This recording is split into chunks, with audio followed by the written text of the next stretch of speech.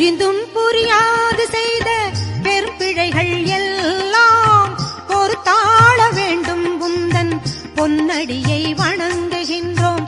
மகிமை பல செய்து வரும் மகாசக்தி அன்னை இந்த மகிதலத்தில் அவதரித்தாள் என்ற வார்த்தை உண்மை. கருணை வடிவானவளே கரம் குவித்தோம் அம்மா, கவலையெல்லாம் தீர்த்து ஆளும் கருமாரி அம்மா.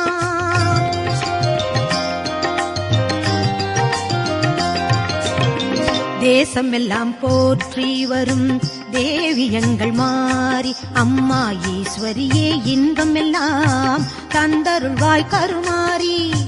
மாசுகளை நீக்கிடுவாய் மங்கள குணநாரி, மனிதகுல தெய்வமாய் விளங்கும் உபகாரி.